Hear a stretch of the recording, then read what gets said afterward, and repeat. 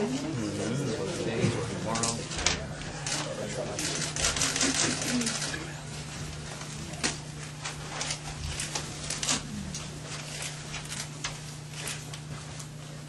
you for coming. I apologize for the warm atmosphere here. I guess we didn't pay our electric bill. Got too many demonstrators out front every day wanting me to leave the Wells Fargo building. But thank you for coming. This is an important decision. You know, County Attorney Andy Thomas and Eric Dow is handling some of our illegal immigration-related situations. You've been here before. You can see by a chart our record enforcing illegal immigration laws. We're almost 33,000 people that we have investigated, arrested in the jail system and out of the jail system doing enforcement work. This is 25% of the whole country. 66 departments with the 287G agreement. So we're very proud of our success fighting the illegal immigration problem. Our county attorney has to have a lot of credit for prosecuting these cases, including the human smuggling cases, employer sanction, criminals we come across in our crime suppression operations. I've received some information that out of the 66 departments that have the 287G agreement, maybe around 16 have the dual authority, doing the enforcement part of it and also the jail part of it. A little surprised, I really am not, why we're the only agency now that the federal government, Homeland Security, under the leadership of our former governor, has taken away that authority. I have my opinions. I've been in law enforcement with the federal government for over 26 years as a high official with the U.S. Justice Department / Drug Enforcement Administration. And in my career, working in Washington and around the world as director of many of these offices, I have never seen the situation that I'm looking at right now with the federal government going after a local law enforcement office for political reasons.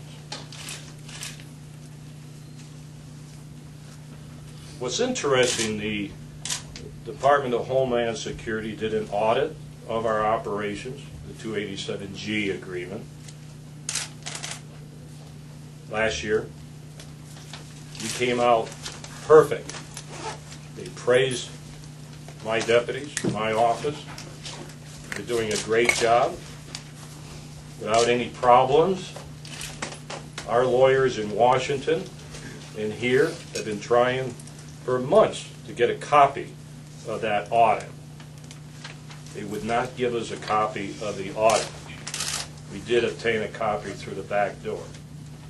It's also interesting when the inspectors from Washington interviewed the FBI agent in charge to determine whether that office has received any complaints regarding of profiling or what have you. He received one complaint. One. And that's the Phoenix Mayor, Gordon. So much for all the allegations that I'm being investigated by the FBI, racial profiling.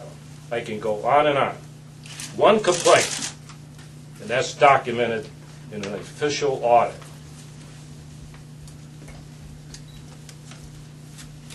We hear a lot of talk about lying. I don't like to use that word, lying. Of course, now you hear it in Congress, you hear it everywhere. Unfortunately, I have to call Homeland Security liars. And I'll tell you why. Our last crime suppression operation in Chandler, which was successful, we came across 9 illegal aliens that we really didn't have a local charge. But all this in the past, we exercised our 287G agreement and arrested them and did all the paperwork and turned them over to ICE. But on this occasion, we were told by ICE officials, we will not accept those illegal aliens. You have to turn them loose. And yet Washington, D.C., Homeland Security, lied constantly, nationally, and said that I made the decision to turn those illegal aliens loose. Now, it wasn't me. It was the ICE officials that said to do it, and I did take their conversation. Because I don't like being an ex-federal official myself.